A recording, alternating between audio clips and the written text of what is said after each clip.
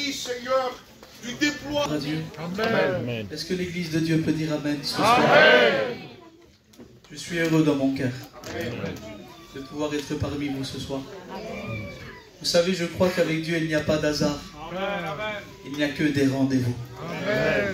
Et ce soir, tu es au rendez-vous de Dieu. Amen. Tu es au rendez-vous du Seigneur. La place que tu occupes, ce n'est pas un hasard. C'est parce que Dieu l'a voulu. Amen. Je voyais une sœur tout à l'heure en rentrant dans l'église. Et je voyais cette sœur, elle était tracassée. Elle me disait, il n'y a pas de place, il n'y a pas de place. Elle disait, je m'en vais. Je dis, non, t'en vas pas. Je dis, Dieu a un plan. Amen. Même s'il faut rester debout, on reste debout pour être béni. Amen. Vous savez, j'aimerais vous dire ça. Cette église ce soir, c'est mon église. Amen. Dieu a cassé toutes les barrières. Amen. Et aujourd'hui, on chante ensemble des Roms, des Catalans, des Espagnols, des Manouches, des Sinti. Parce que Dieu nous a sauvés. Amen. Et nous formons un peuple pour le Seigneur. Amen. Je suis content et je suis heureux. Je remercie le pasteur Samuel de nous avoir permis de faire cette réunion ce soir. C'était compliqué, il vous l'a expliqué. Mais je crois que Dieu connaît tout. Amen. Je voudrais vous chanter un cantique. Et si vous le connaissez, chantez-le avec moi. Amen. Mais je voudrais que pendant ce cantique, on puisse fermer nos yeux. Amen. Et réaliser les paroles. Amen. Vous voulez qu'on le fasse ensemble? Amen. Gloire à Dieu. Que ton nom soit béni, Seigneur. Que ton nom soit loué. Que ton nom soit loué, Seigneur.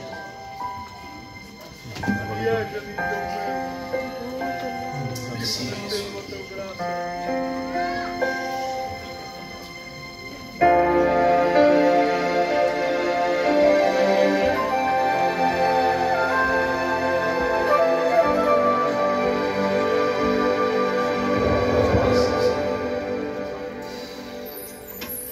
Toute la nuit sans rien prendre. Amen. Pierre n'arrive plus à comprendre. Amen. Aucun poisson dans son filet. Le jour est prêt à se lever. Pierre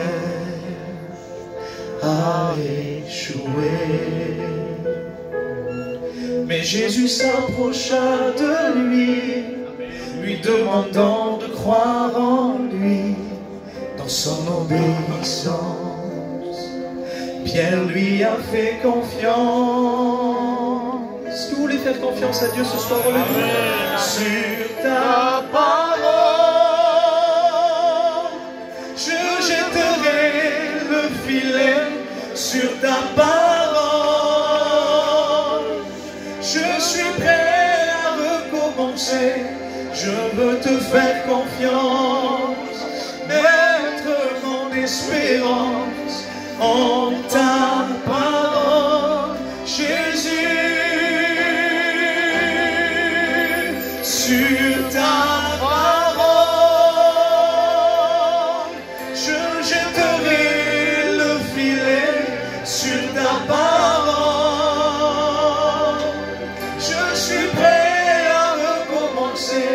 Je veux te faire confiance. Mettre mon espérance en ta parole, Jésus. Amen. C'est dans sa parole ce soir. Nous voulons mettre notre confiance. Amen. Non pas dans la parole d'un homme, mais sur ce que lui il a dit. Amen. Gloire à Dieu. Toute la puissance il prend. Pierre n'arrive plus à comprendre. Aucun poisson dans son filet. Le jour est prêt à se lever.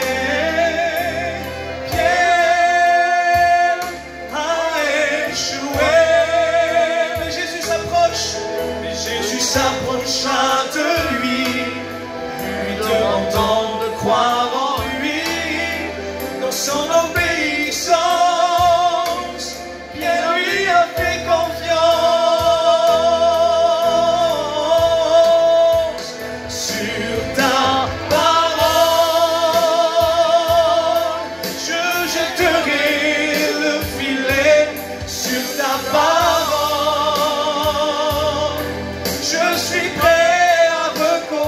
commencer, je veux te faire confiance, mettre mon espérance en ta parole, Jésus. Sur ta parole, je veux engager mon foyer sur ta parole. Je suis prêt à recommencer, je veux te faire confiance, mettre mon espérance en ta parole, Jésus. Sur ta parole, je jetterai le filet sur ta parole. Je suis prêt à recommencer, je veux te faire confiance, mettre mon espérance en ta parole, Jésus. Gloire à Dieu. Amen. Sur ta parole, Jésus, je jetterai le filet, Jésus. Par la foi, je le ferai, Jésus. Merci, Seigneur. Amen. Merci, Dieu. Amen. Gloire au Seigneur. Gloire à Jésus. Est-ce que l'Église de Dieu peut dire Amen? Amen. Vous savez, il n'y a pas plus beau qu'une réunion. Je ne sais pas pour toi, mais le simple fait de venir t'asseoir ce soir, de venir prendre une chaise, d'écouter des cantiques, d'écouter des témoignages et d'écouter la parole de Dieu. Bien, le simple fait de faire ça, je ne sais pas pour vous, mais on reprend courage dans nos cœurs. On reprend espoir dans nos cœurs. Vous savez pourquoi? Parce que l'Église, elle n'a pas besoin. Est-ce que vous voulez donner quelques minutes à la parole de Dieu? Amen. Je ne vous ai pas entendu. Amen. Dites Amen. Amen. Ce soir, il y a un mot dans mon cœur que je voudrais vous partager. Je ne voudrais pas être très long. Mais ce matin, je me suis réveillé avec un mot dans mon cœur. Amen. Amen. Je savais qu'on devait venir faire la réunion ce soir et j'ai dit, Seigneur, donne-moi un mot pour le peuple. Amen. Et en me réveillant, Dieu m'a donné un mot. Il m'a réveillé avec un mot. Dieu m'a parlé dans mon cœur. Il m'a dit, tu vas leur prêcher sur la délivrance. Et ce soir, je voudrais vous apporter un message de délivrance. Amen. Vous savez que nous avons un Dieu et notre Dieu, il est le Dieu qui guérit. Amen. Il est le Dieu qui délivre. Amen. Il est le Dieu qui transforme les situations. Amen. Mais il est aussi le Dieu qui est capable de délivrer les captifs. Amen. Et moi je crois ce soir que Dieu est capable de délier des liens qu'il y a sur ta vie. Il est capable de briser des chaînes. Et dans mon cœur je me disais, Seigneur, qu'est-ce que tu veux que je leur dise? Et Dieu me disait, dis-leur que je délivre encore. Dis-leur que j'agis encore. Amen. La Bible dit dans le psaume 28 au verset 8, il dit comme cela, il dit, l'Éternel est la force de son peuple et il est le rocher des délivrances de son roi. Et je voudrais vous parler, alléluia, d'une histoire dans la parole de Dieu. Une histoire, et bien que lorsque je l'ai lue, c'est une histoire terrible que l'on trouve dans l'Ancien Testament. Pour ceux qui ont la parole de Dieu, je voudrais qu'on puisse ouvrir nos Bibles ensemble. Ça se trouve dans le 2e livre des Rois, à partir du chapitre 24, à partir du chapitre 6 jusqu'au verset 24. La Bible dit comme cela. Après cela, Ben-Hadad, roi de Syrie, ayant rassemblé toute son armée, monta et assiégea Samarie. Il y eut une grande famine dans Samarie. Et la Bible dit, amen, et bien que ce roi, il y avait un roi qu'on appelait Ben-Hadad. Ben-Hadad était un roi méchant et cruel. La Bible dit que Ben-Hadad avait une grande armée. Une armée terrible, faite de vaillants soldats, de soldats forts avec des armures, des épées, des boucliers. Et partout où Ben-Hadad passait, il apportait la terreur sur son passage. Parce que c'était un roi qui remportait des victoires et qui remportait des villes partout où il passait. Un roi à qui personne ne résistait. Lorsque Ben-Hadad et son armée passaient quelque chose, ils ravageaient tout ce qu'il y avait sur leur chemin. Et la Bible dit que Ben-Hadad s'était mis en route pour aller détruire une ville, pour aller prendre une ville. C'était la ville de Samarie.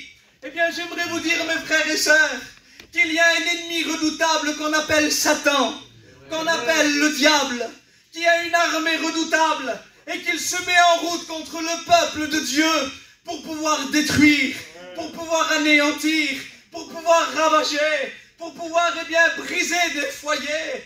Et là, partout où l'ennemi passe, il essaye de faire des ravages. Et j'aimerais vous dire qu'à ce moment-là, la cible de Ben-Hadad, c'était la ville de Samarie. J'aimerais te dire sans choquer personne, mais tu es la cible du diable. Le diable veut te détruire. Le diable ne veut pas te faire de cadeaux. Le diable, non, il ne veut pas que tu aies une vie heureuse. Le diable veut détruire, il veut anéantir. Il veut détruire, briser des foyers, briser des vies chrétiennes, briser des ministères. Et la Bible dit que Ben-Hadad s'est mis en route avec son armée pour venir assiéger la ville de Samarie.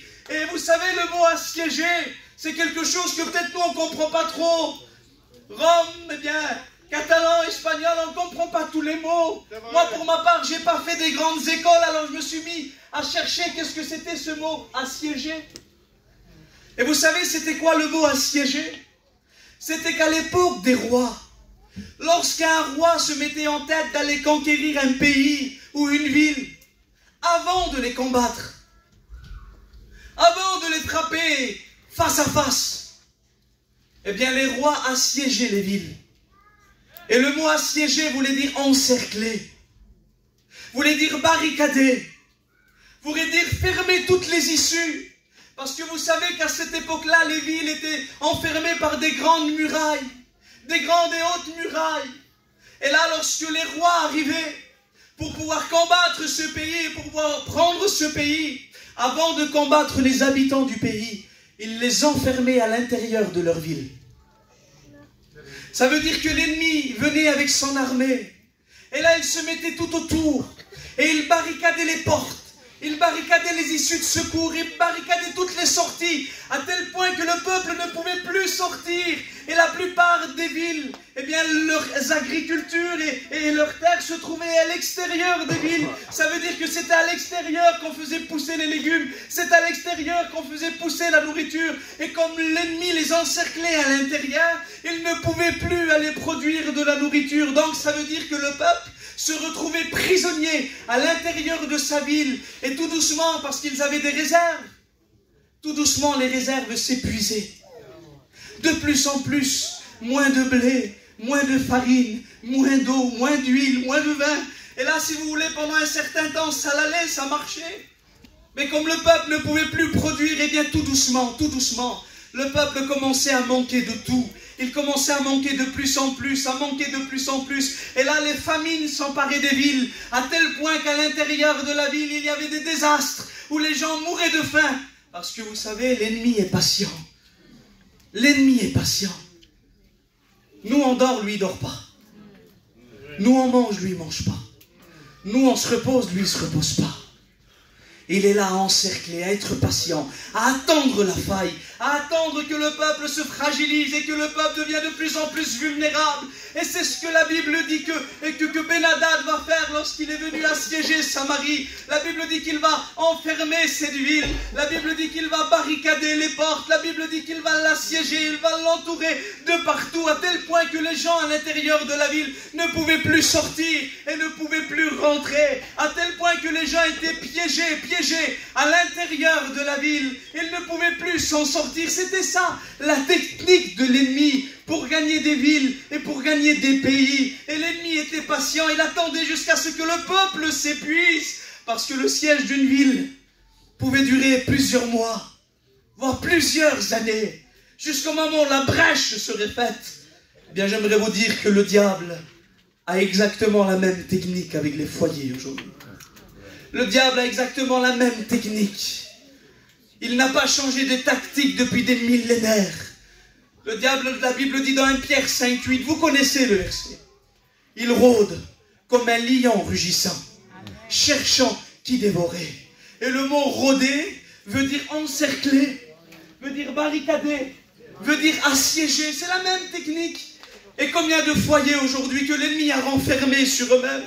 Combien de foyers aujourd'hui que l'ennemi a renfermés dans l'angoisse? Combien de foyers que l'ennemi a renfermés dans la dépression, dans la tristesse, dans les larmes et dans la solitude? Combien de foyers aujourd'hui pris par l'alcool?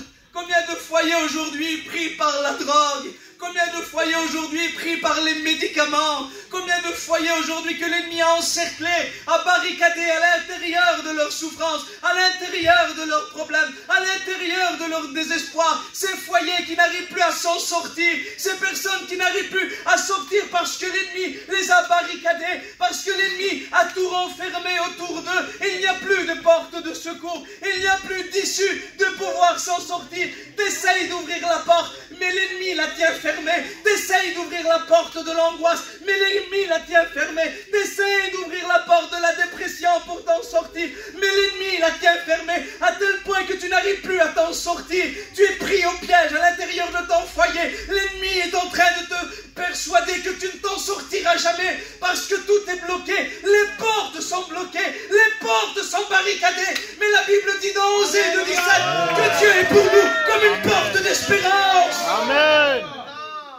Comme une porte d'espérance. Amen. La Bible dit dans Jean 10, verset 9, c'est Jésus qui va parler. Il va dire, je suis la porte. Et si quelqu'un entre par moi, il sera sauvé. Jésus est capable d'ouvrir une porte là où il n'y en a pas. Parce qu'il appelle ce qui n'existe pas, il vient. Ce qu'il dit, il l'accomplit. Heureusement que ce n'est pas la parole de Tyson qui peut changer un cœur, que ce n'est pas la parole d'Ismaël qui peut changer un cœur. C'est la parole de Dieu. Parce que lorsqu'elle est prêchée, elle est puissante. Amen. Elle est efficace. Il est capable d'ouvrir des portes là où il n'y en a pas. Même si l'ennemi t'a barricadé, t'a enfermé dans ta souffrance, je crois qu'il va ouvrir des portes d'espérance. Parce qu'il est notre Dieu. Mais j'imagine ce peuple, est-ce que vous êtes avec moi, Église? J'imagine ce peuple de Samarie être pris au piège à l'intérieur de sa ville, être pris au piège, on ne pouvait plus s'en sortir. Et la Bible relate et mentionne une histoire terrible qui va se passer à l'intérieur de la ville. Et aujourd'hui, avouons-le, je suis tout jeune, j'ai 30 ans. Mais on en entend beaucoup dans notre peuple aujourd'hui. Je vous parle de mon peuple, le peuple Rome, parce que c'est le peuple que je connais le plus, c'est mon peuple. On entend aujourd'hui des histoires qu'on n'aurait jamais entendues avant. Des terribles histoires de ce qui se passe à l'intérieur des foyers. Et on se dit, t'as vu ce qui s'est passé là-bas? T'as vu le mari, t'as vu la femme, t'as vu le désespoir, t'as vu là-bas ce qui s'est passé. Et t'as vu là-bas les enfants, et t'as vu là-bas le chrétien qui priait Dieu, et t'as vu là-bas la chrétienne qui priait Dieu, t'as vu ce qui s'est passé, le drame qui s'est passé à l'intérieur. Le foyer était pris par les médicaments et on ne savait pas. Le foyer était pris par des pensées suicidaires et on ne savait pas. Le foyer voulait divorcer et on ne savait pas. Parce qu'il se passe à l'intérieur des foyers des histoires que nous on ne connaît pas. Et des fois à l'extérieur on voit que la ville elle est belle, on voit que la ville elle est grande, il y a des belles, il y a des hautes murailles, mais c'est pas l'extérieur qui compte, c'est ce qui se passe à l'intérieur qui compte. Parce que des fois à l'intérieur de nos foyers il se passe des choses terribles qui nous blessent et qui nous font mal, des choses qui nous terrorisent, qui nous déstabilisent. Et la Bible dit qu'à l'intérieur de cette ville qui était barricadée par l'ennemi, qui était barricadée par ce roi Ben-Hadad, il va se passer une histoire terrible. Je voudrais vous raconter cette histoire ce soir, si vous me donnez quelques minutes. Amen. La Bible dit qu'à l'intérieur de cette ville, il va s'abattre la famine, parce qu'ils vont manquer de tout. Il n'y avait plus de pain, il n'y avait plus d'orge, il n'y avait plus de blé, il n'y avait plus rien, tout était épuisé. Peut-être que tu es venu à la réunion et que tu es épuisé ce soir. Peut-être que tu es venu à la réunion et que tu n'as plus de force. Peut-être que tu es venu à la réunion et que tu es à terre.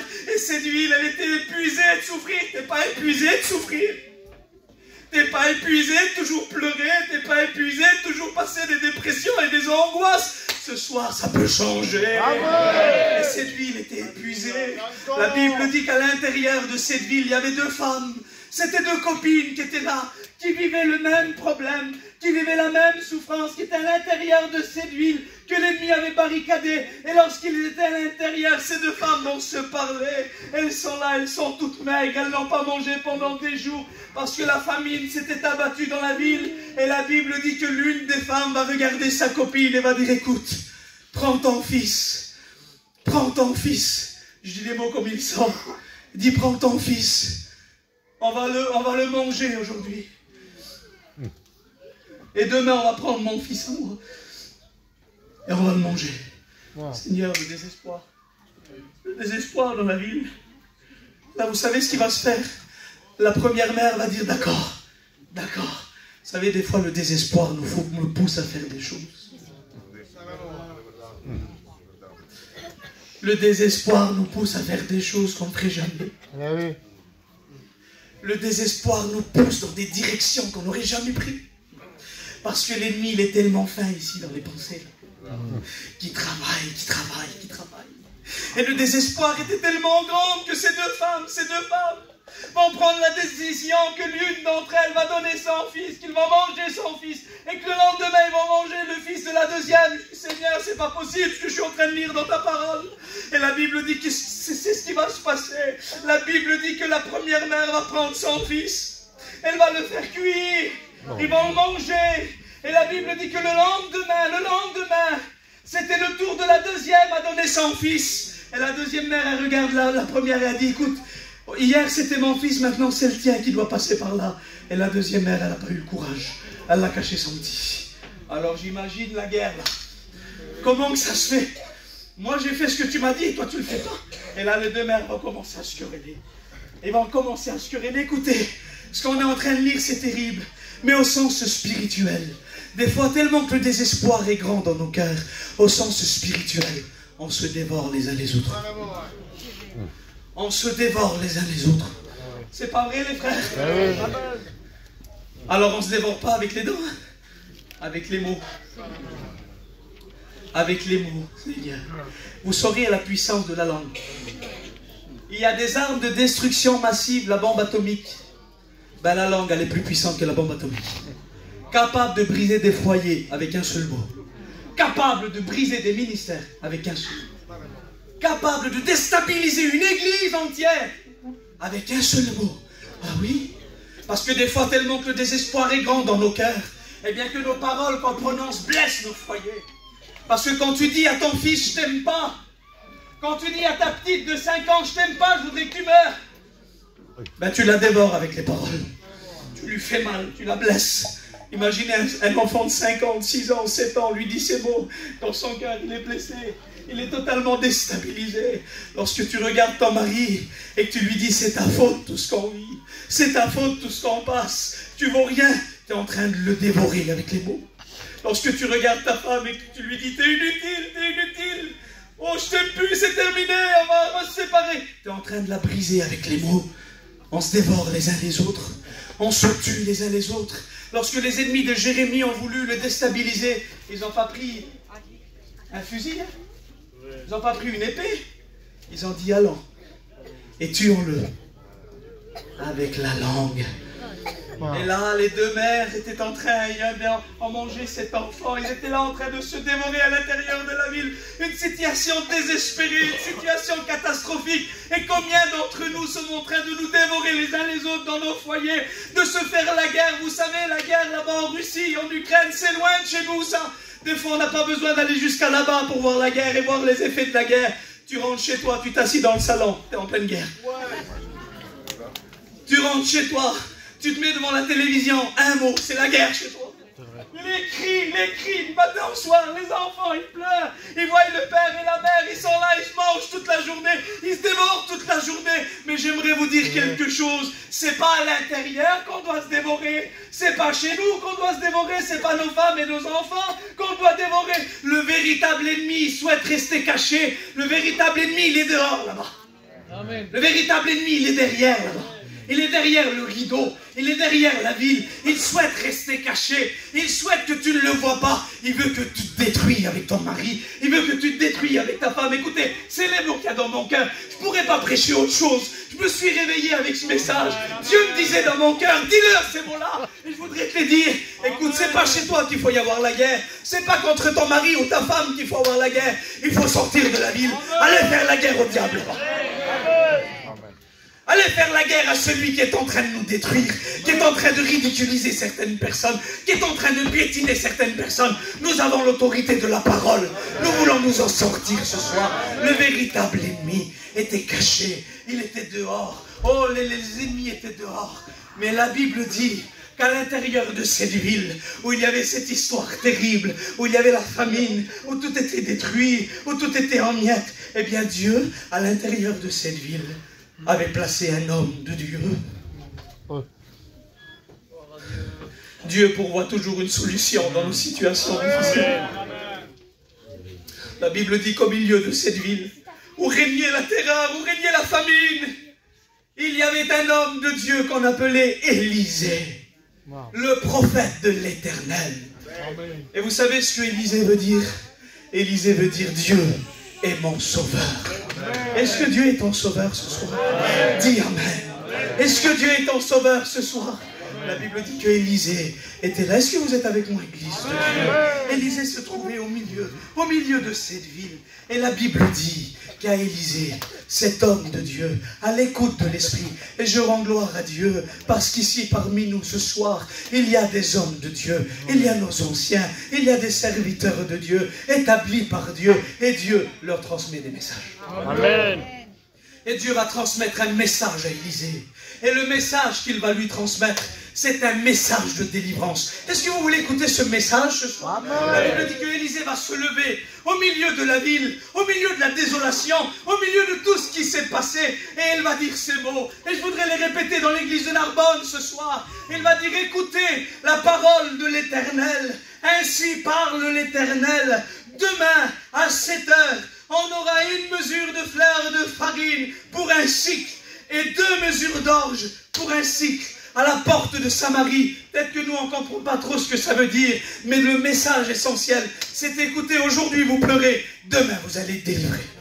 Demain Dieu va faire quelque chose. Demain vous ne pleurerez plus. Demain vous ne souffrirez plus. Demain Dieu va agir et Dieu va bénir. Eh bien j'aimerais te dire, dans Jérémie 29 au verset 11, que Dieu a formé des projets sur ta vie. Il dit, car je connais les projets que j'ai formés sur vous, dit l'Éternel.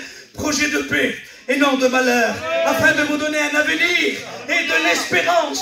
Et la Bible dit que cet homme de Dieu rempli de Dieu va se mettre à prophétiser la délivrance du peuple de Samarie. Et comme ce soir avec mes copains serviteurs de Dieu, on veut prophétiser la délivrance dans les foyers, on veut prêcher la délivrance dans nos familles. Dieu délivre encore. Est-ce que tu crois encore? Est-ce que tu crois encore? Parce que si tu crois encore, il peut bénir encore. Et il peut agir encore. Gloire à Dieu. Je ne sais pas pour vous, mais je suis béni. Je suis vraiment béni. Pas parce que je prêche, mais parce que mon Sauveur est là. Parce que mon Sauveur est là. La Bible dit ça, écoutez bien. Qu'au moment où il va prophétiser, au moment où la parole va sortir de sa bouche, elle va commencer à travailler la parole. Et j'aimerais te dire qu'au moment où je prêche, la parole est en train de travailler. Elle est en train de parcourir des cœurs. Elle est en train de parcourir des vies. Elle est en train de parcourir des foyers. Et tu te dis dans ton cœur, alors oui Seigneur, c'est vrai, je peux m'en sortir. Il dit oui, c'est vrai, tu peux t'en sortir. Et la Bible dit, écoutez bien, qu'à l'entrée de la ville de Samarie, au moment où Élisée va prophétiser, un petit peu plus tard, à l'entrée de la ville de Samarie, il y avait là 4 personnes qui étaient là. On les appelait les 4 lépreux de Samarie. C'était 4 lépreux qui étaient là. Et les lépreux, vous savez, ils avaient un endroit spécial. Ils ne pouvaient pas rentrer dans la ville parce que, comme ils étaient lépreux, s'ils rentraient dans la ville, on les lapidait. Et ils ne pouvaient pas sortir non plus parce que dehors, il y avait Ben-Hadad et ses soldats qui avaient leur campement pas loin de la ville. Alors ils étaient là, ils étaient pris au piège. Et les 4 lépreux, là, ils étaient affamés. Les 4 lépreux, ils étaient désespérés. Et les 4 lépreux, ils vont se parler ensemble. Et ils vont se dire, écoutez, 4 lépreux que le monde avait détruits, 4 lépreux que le monde avait brisés. Ils se sont parlé entre eux, regardez ce qu'ils se sont dit. Il y avait à la porte de Samarie 4 lépreux qui se dirent l'un à l'autre, quoi? Resterions-nous ici, afin que nous mourions? Si nous songeons à entrer dans la ville, la famine est dans la ville. on va mourir.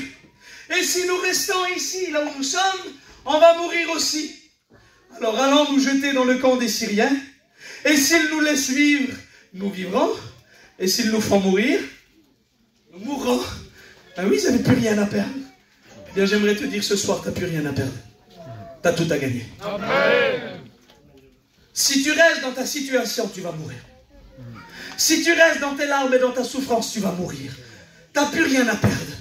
Mais par contre, si tu te lèves dans ton cœur, tu as tout à gagner. Amen. Tu saurais combien tu pourrais gagner si tu fais confiance à Dieu ce soir. Amen. Et la Bible dit que ces 4 lépreux, ils vont prendre leur courage à deux mains. Il serait temps que tu sois courageux. Amen. Ne te cache plus. C'est dans mon cœur, je te le dis, ne te cache plus. Oh, ne t'enferme plus sur toi-même. Sois courageux. Prends les choses en main. Et au moment où tu décides d'agir, Dieu décide de bénir. Amen. Dieu bénira pas si tu n'agis pas. Il faut que tu agis. Et ensuite, lui, il bénit. Et la Bible dit que les 4 lépreux, je vous tiens encore 5 minutes, et après je ferme la Bible. Est-ce que vous m'accordez encore 5 minutes? La Bible dit que ces 4 lépreux vont se rendre dans le campement des Syriens, là où il y avait tous ces soldats, là où il y avait tous ces chevaux, là où il y avait tous ces armées qui terrorisaient les peuples partout où ils passaient. Et lorsqu'ils vont rentrer, la Bible dit qu'ils vont attendre le crépuscule. C'était tôt le matin. Et lorsqu'ils vont rentrer dans le campement des Syriens, ils vont voir le campement qui est là. Et lorsqu'ils vont rentrer à l'intérieur, ils s'attendaient à voir des soldats, ils s'attendaient à voir le roi, ils s'attendaient à voir l'armée qui était là. Mais la Bible dit que lorsqu'ils vont rentrer à l'intérieur du campement des Syriens, ils ne s'attendaient pas à ce qu'ils vont vivre. Ils ne s'attendaient pas à ce qu'ils vont voir. Eh bien, j'aimerais te dire ce soir que tu ne t'attendais peut-être pas à être béni, mais Dieu t'avait préparé quelque chose de spécial. Amen. Quelque chose de spécial. La Bible dit que lorsqu'ils vont rentrer, ils vont voir que ce grand campement qui s'étend sur des centaines de mètres, il n'y a plus personne.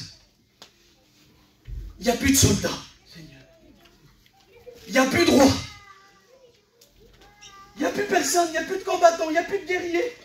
Alors ils cherchent, ils voient, mais il n'y a plus personne, il n'y a plus un bruit, un calme, un silence. Et là, ils ne comprennent plus rien. Mais ils disent, ils sont où les chevaux? Il est où le roi qui nous terrorisait? Il est où Ben-Hadad? Elle est où son armée? Il n'y a plus personne, ils sont partis où? Et là, eux, ils ne savaient pas. Ils ne savaient pas.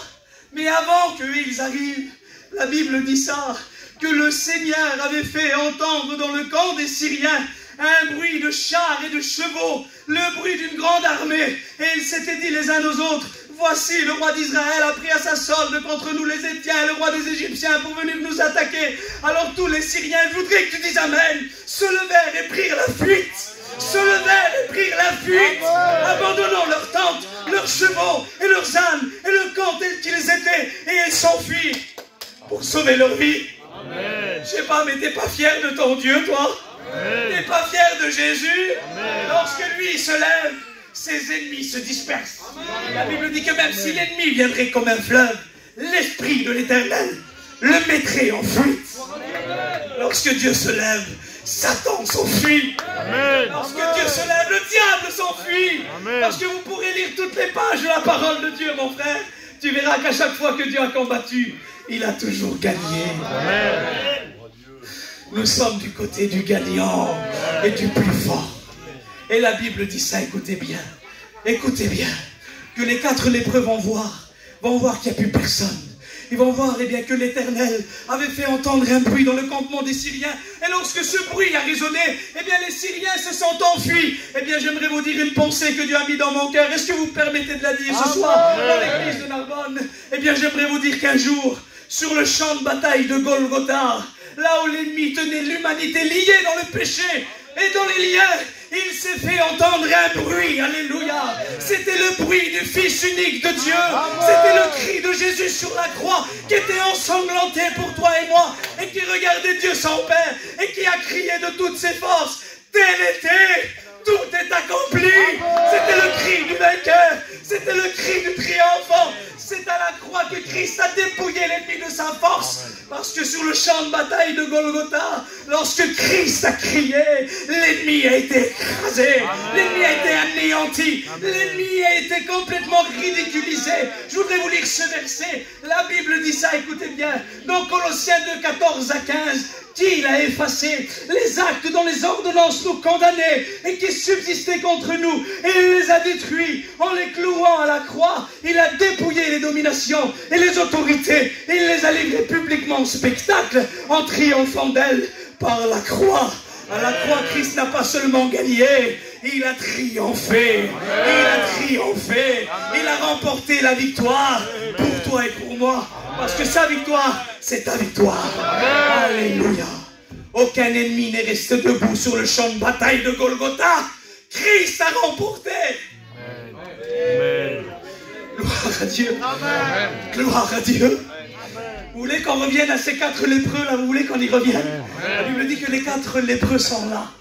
Et qu'ils voient qu'il n'y a plus personne, Tom. Ils voient que dans les campements, il n'y a plus personne. Alors ils entrent, ils pénètrent à l'intérieur d'une tente. Et là, qu'est-ce qu'ils voient? J'imagine un petit peu les frères. Ils voient du pain. Ils voient de l'eau. Ils voient du blé, ils voient de l'huile. Ils voient des petits gâteaux. Ils voient des petits fromages. Imaginez-les, ça fait des mois qu'ils n'ont pas mangé. Ils sont affamés. Et là, ils voient, mes frères. Ils voient, je les vois devant moi, tout affolés. Ben oui, ils ne s'y attendaient pas, eux, ils croyaient mourir. Et là, ils vont prendre, ils vont manger. Alors, ils vont manger, ils sont affamés, ils mangent, ils se regardent les uns les autres, ils ne comprennent pas. Ils entrent dans une deuxième tente, pareil. Ils voient du pain, ils voient des gâteaux, ils mangent, ils boivent, ils sont là, ils trouvent de l'or, ils trouvent de l'argent.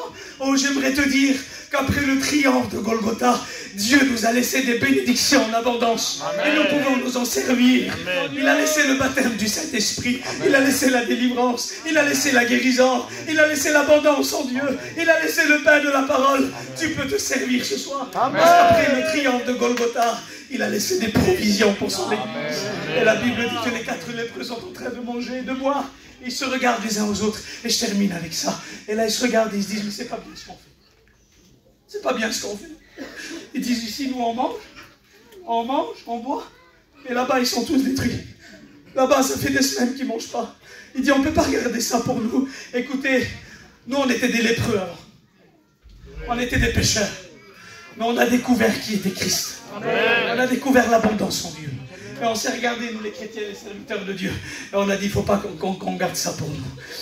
Il y en a trop qui sont brisés, qui souffrent. Il faut qu'on aille leur annoncer le message. Il faut qu'on aille leur dire qu'il y a un Dieu qui délivre et qui transforme. Pourquoi il y avait 4 lépreux, il n'y en avait pas 5, et il n'y en avait pas 6, et il n'y en avait pas 7? Vous savez pourquoi? Vous voulez que je vous dise pourquoi? Parce que le chiffre 4, 4 lépreux représente les 4 évangiles.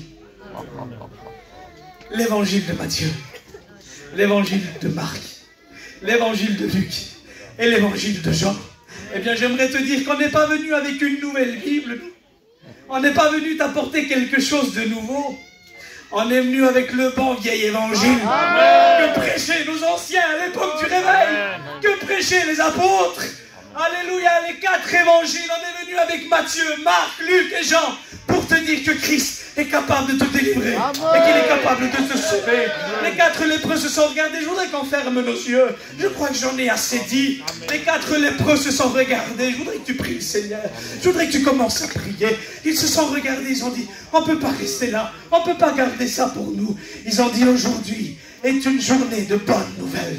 Eh bien, j'aimerais te dire qu'aujourd'hui, c'est une journée de bonnes nouvelles pour toi. Oui, ça va changer. Oui, Dieu va bénir. Vous voulez qu'on ferme nos yeux? Je voudrais que les serviteurs de Dieu se lèvent avec moi. Je voudrais que tous mes copains serviteurs se lèvent. Et je voudrais qu'on commence à prier, qu'on commence à intercéder. Je m'attends à la main de Dieu. Je m'attends à la puissance de Dieu. On prie le Seigneur, les frères. Gloire à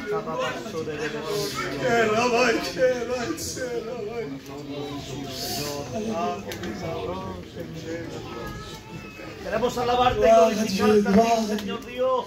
Gloire à Jésus. Esta noche, Padre eterno Dios, tú te vengas manifestando en nuestras vidas, Señor.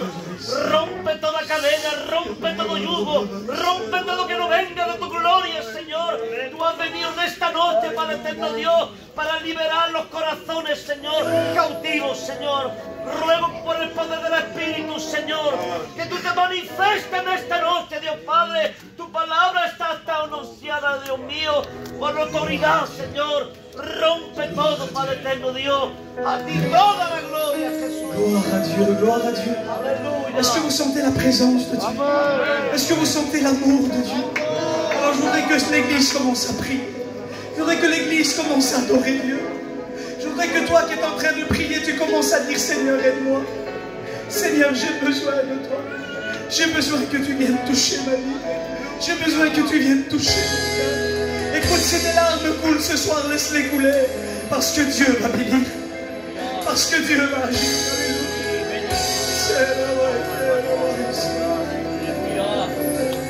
Quand je contemple ta sainteté, et quand je contemple ta beauté, les choses qui m'entourent ne valent plus rien pour moi. Quelle vérité, Seigneur, quelle vérité, Jésus. Je découvre la joie de te chanter. Est-ce que tu voudrais tout déposer à ses pieds? Déposer tes fardeaux, déposer ta tristesse, déposer toutes les choses. Il n'y a que toi qui importe pour moi. Gloire à Dieu, je veux t'adorer. Dis-le de tout ton cœur ce soir, alléluia. Oui, t'adorer.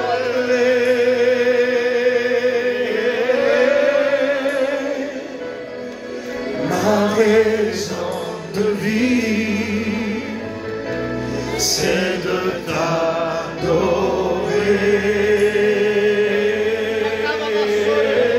Je veux t'adorer.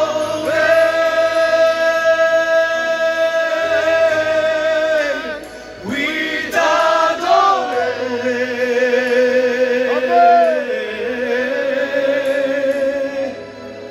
Ma raison de vie, c'est de t'adorer.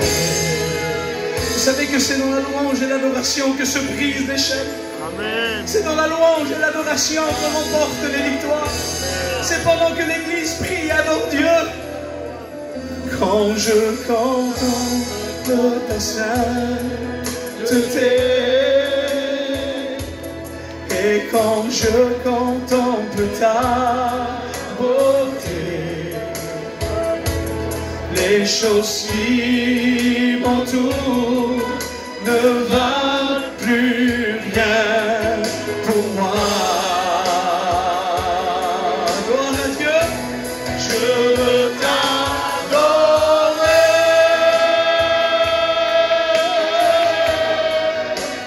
Oui, t'adorer. C'est ce que nous voulons, Seigneur. C'est ce que nous voulons ce soir. Alléluia. Ma raison de vie, c'est de t'adorer, Seigneur. C'est de t'adorer, Jésus. Alors pendant que je chante ce cantique, et pendant que les frères et sœurs chantent ce cantique, la Bible dit que lorsque les 4 lépreux sont entrés à l'intérieur de la ville de Samarie, ils ont annoncé le message d'espoir. Ils ont dit venez parce que Dieu a délivré son peuple. Il a fait fuir les Syriens. La Bible dit que le peuple de Samarie est sorti à l'extérieur de la ville et il est venu prendre sa bénédiction. Et je voudrais te poser la question, mon frère, ma soeur. Si tu voudrais sortir de Samarie et venir prendre ta bénédiction ce soir, je voudrais que tu lèves ta main à ta place, tu la rabaisses en prie pour toi. Dieu te voit, Dieu te voit, Dieu te voit, Dieu te voit, Dieu te voit, Dieu te voit, Dieu te voit, alléluia, Dieu te voit, Dieu te voit, alléluia. Il y en a encore qui devraient lever leurs mains vers Dieu. Dieu te voit, ma soeur, Dieu te voit, amen. Levez vos mains vers Dieu, c'est des victoires. Dieu te voit, mon frère. Il va agir dans ta vie. Alléluia, est-ce qu'on aurait encore qui voudrait le faire? Dieu te voit, mon frère, alléluia. Est-ce qu'on aurait encore qui voudrait lever leurs mains pour prendre cette bénédiction de Dieu? Dieu t'a vu, Dieu t'a vu, alléluia. Est-ce qu'on aurait encore fait dans la liberté? Dieu te voit, ma soeur. Oui, Dieu vous voit, Dieu te voit au fond, Dieu te voit au fond. Est-ce qu'il y aurait un jeune garçon, une jeune fille qui voudrait lever sa main et sortir du désespoir et sortir de l'angoisse? Dieu t'a vu, ma soeur. Dieu te voit, jeune garçon. Pendant que nous, les pasteurs, en prient le Seigneur, je voudrais que vous commencez à prier maintenant. Je voudrais que vous commencez à prier. Je voudrais que vous commencez à intercéder. Écoutez, il est à peine 9h, 10h moins 10. On peut passer encore 10 minutes, les frères. Je pense que ça ne dérangera pas. Je voudrais qu'ils se commencent à chanter des cantiques. Et pendant qu'ils chantent des cantiques, je voudrais continuer l'appel. Lève ta main maintenant au nom du Seigneur. Vas-y, lève ta main. Sors de ton angoisse, Dieu te voit. Et si on aurait encore, faites-le, je vous en supplie. Faites-le, lève ta main. Gloire à Dieu, lève ta main, lève ta main. Lève ta main, alléluia. Gloire à Dieu, Dieu te voit. Dieu te voit, Dieu te voit. Alléluia, si on aurait encore qui voudrait le faire, Dieu t'a vu, mon frère. Et si on aurait encore qui voudrait lever leur main, je continue un petit peu. Dieu t'a vu, mon frère. Dieu vous voit. Dieu vous voit. Je voudrais qu'on fasse quelque chose. Je voudrais que ceux qui ont levé leurs mains, vous voulez qu'on se lève ensemble. Tous ceux qui ont levé nos mains avec Dieu, on va sortir de Samarie. On va aller prendre les bénédictions du ciel. C'est ce qu'on va faire, alléluia. On va partir prendre nos bénédictions. On ne va pas rester dans notre situation. Je ne veux pas rester dans mes larmes, Seigneur. Je ne veux pas rester dans mon angoisse, Seigneur. Assez l'ennemi m'a trempé. Assez l'ennemi m'a brisé. Assez l'ennemi m'a dit que je ne m'en sortirais pas. Seigneur, ce soir, je veux m'en sortir avec toi. On est dans le moment vers le ciel, mes frères et sœurs, passez-le ensemble. Allez, on va vers le moment vers le ciel. Vous allez commencer à prier. C'est la bénédiction pour toi ce soir. Prie, frère, c'est la bénédiction pour toi. Jeune garçon, c'est la bénédiction pour toi ce soir. Oh, sœur, c'est la bénédiction pour toi. Oh, sœur, sur le côté, Dieu est en train de nous visiter. Oh, sœur, enfant, Dieu est en train de visiter ton cœur. Commence à dire, Seigneur, je veux m'en sortir de ma situation. Je veux m'en sortir de mes larmes. Je veux m'en sortir de ma souffrance. Je veux m'en sortir de mon angoisse. Je veux que tu viennes me libérer, Seigneur. Je veux que tu viennes ouvrir les portes devant moi. Je veux que tu viennes ouvrir les portes dans ma vie, Seigneur. Brise les chaînes que j'ai sur ma vie. Brise les chaînes que j'ai sur mon cœur, Seigneur. Alors je ne sais pas pour vous, mais je pense qu'on a tous besoin ce soir d'être libérés. Alors je voudrais que toute l'église en se lève ensemble. Et qu'on lève nos mains vers le ciel. Et qu'on commence à crier à Dieu. On commence à crier au Seigneur. En vérité, est-ce que tu as été béni de Dieu? Moi je le crois de tout mon cœur parce que la Bible nous parle que sa parole ne vient jamais à lui sans avoir fait de son effet. Dites un fort Amen ce soir. Remerciez ce soir. Bien sûr le frère Tyson parce qu'il a été l'instrument. Amen. Mais merci à Dieu. Amen. Parce que c'est Dieu qui change les cœurs. Et ce soir, il y a eu des mains. Amen. Tu as fait le bon choix. Ne le fais pas parce que tu l'as fait pour le pasteur en disant « Ça y est, j'ai levé ma main ». Non, non. Si tu l'avais levé ta main pour ce sens, pour faire plaisir au pasteur, eh bien c'est bien, mais tu ressortiras de la manière que tu es rentré. Mais tu viens pour donner ton cœur. C'est avec le cœur qu'on touche. La grâce de Dieu. Dites Amen ce soir. Amen. Il est là. Je ressens la vague de l'Esprit de Dieu. Gloire à Dieu. Il t'a parlé, il m'a parlé. On en a besoin. Béni soit le Seigneur. Dites Amen ce soir. Amen. Hein, je pense que Tyson, là, il est venu simplement une soirée, mais là, on va faire le programme. Hein, parce qu'avec Tom, là, logiquement, mois de septembre, octobre, hein, de ce qu'on avait discuté un petit peu par téléphone, on va donner une date, et je pense qu'on va le garder 2